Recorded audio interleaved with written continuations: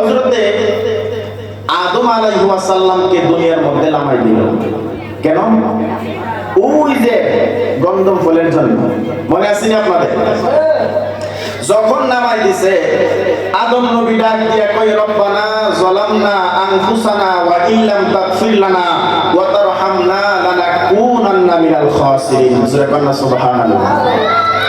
রব্বানা, হে আমাদের রব, যালামনা, আমরা জুলুম করেছি, আনফুসানা, আমাদের নিজের উপর, ওয়া ইল্লাম তাগফির লানা, যদি তুমি আমাদেরকে ক্ষমা না করো, লানাকুনান্না মিনাল খাসিরিন, আমরা ক্ষতিগ্রস্তদের অন্তর্ভুক্ত হয়ে যাব। জবান খুলে বলেন তো, ক্ষমা করার মালিক কে? আর জোরে বলতে হবে, ক্ষমা করার মালিক কে? পাহাড় পরিমাণ গুনাহ করছেন, হারাম খাইয়া গুনাহ করছেন, মানুষের মনে কষ্ট দিয়ে গুনাহ করছেন, আর আজকের মহিষবের রহমানিয়া যুব সংগঠনের মাহফিলে এসে বুঝা বলাইছেন আমার হারাম খাওয়া ঠিক হয় নাই, মানুষের মনে কষ্ট দেওয়া ঠিক হয় নাই, অন্যের মনে কষ্ট দেওয়া ঠিক হয় নাই, অন্যকে জুলুম করা ঠিক হয় নাই, আবার গুনাহ করা ঠিক হয় নাই। খোদার কসম করে বলে দিয়ে যাই, আজকের মাহফিলে চোখের পানি ছাড়তে দিয়ে হবে, আল্লাহ গুনাহ মাফ করতে দিয়ে হবে না। কথা বলেন ঠিক কি না? গুনাহ মাফের মালিক কে? আদম আলাইহিস সালামকে সর্বপ্রথম শ্রীলঙ্কার জমিনে নামাই দিছিল সম্ভবত, আর হাওয়ারে নামাই দিছিল জেদ্দায়। দুই জনে দুই দিক দিয়া এমন ভাবে নামাই দিছে, 300 বছর পর পর্যন্ত কাঁদছে, আল্লাহ আমাদের ভুল হয়ে গেছে, তুমি আমাদেরকে ক্ষমা করে দাও। তবে একটা কথা মনে রাখবেন, আদম নবীর ভুলটা ছিল ইজতিহাদি ভুল, এটা না কোনো অপরাধ না কোনো গুনাহ, শুধুমাত্র উম্মতের শিক্ষার জন্য। জোরে কন্না মারহাবা। আদম আলাইহিস সালাম ডাক দিয়া কয়, আল্লাহ আমাদের ভুল হইছে, তুমি আমাদেরকে maaf করে দাও। আল্লাহ রাব্বুল আলামিন maaf করে না। 360 বছর কাছাকাছি কাটলো, কিন্তু আল্লাহ মাফ করে না।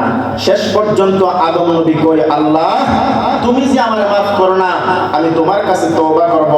আদম আলাইহিস সালাম রাতের বেলায়, গভীর রাতে যখন তওবা করতেছে, হঠাৎ করে আদম নবীর পাশে, আদম নবীর কাছে একটা হরিণ চইলা আসছে। জোরে বলনা সুবহানাল্লাহ।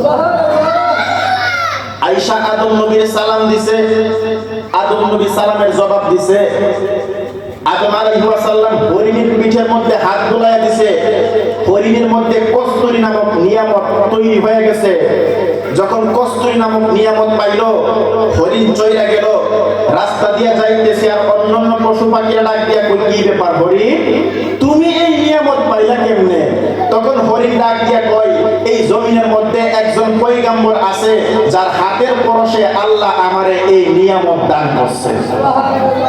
তখন সব পশু পাখি ডাক দিয়া কইতেলে, আমাদের তো নিয়ামত দরকার। সব পশু পাখি, বাঘ, ভাল্লুক, ঘোড়া, হাতি, যত প্রাণী জগৎ আছিল, সব প্রাণী জগৎ দৌড়ায় গেছে আদম নবীর কাছে, যাইয়া আদম নবীর সালাম দিছে। আদম নবী সালামের জবাব দিছে, দেওয়ার পরে আদম নবী প্রত্যেকের পিঠের মধ্যে হাত বুলাইয়া দিছে, কিন্তু তারা কেউ এই কস্তুরী নামক নিয়ামত পাইল না। যখন পাইল না, তখন তারা ডাক দিয়ে কই, কি ব্যাপার নবী, হরিণ কস্তুরী নামক নিয়ামত পাইল, কিন্তু আমরা এই কস্তুরী নামক নিয়ামত পাইলাম না, তার কারণটা কি? তখন আদম নবী বলছিলেন যে তোমরা পাইছো না এই জন্য, কারণ হরিণী আসছিল আমার মহব্বতে, ভালোবাসায়, আর তোমরা আসছো কস্তুরী নামক লোভে, এই জন্য আল্লাহ তোমাদেরকে এই নিয়ামত দান করে। গভীর মনোযোগ। আদম আলাইহিস সালাম গো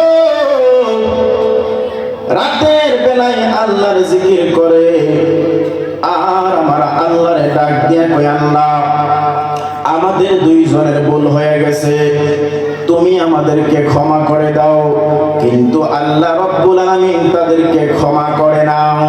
এখন কিন্তু আমি ফজরের নামাজের বয়ান করতেছি। আমি বলছিলাম মসজিদটা দিকে আলোচনা করার মন চাচ্ছে, যেহেতু টার্গেট হলো মুসলিমদেরকে নামাজি বানানো। কথা কন না ঠিক কিনা? এই জন্য যুবক, নবীর মহব্বত যুবকের অন্তরে আছে, যুবকরাই তো মসজিদের মেহমান হবে। যার অন্তরে নবীর মহব্বত নাই, এদের নামাজের কোনো দাম নাই। কথা কোন ঠিক কিনা?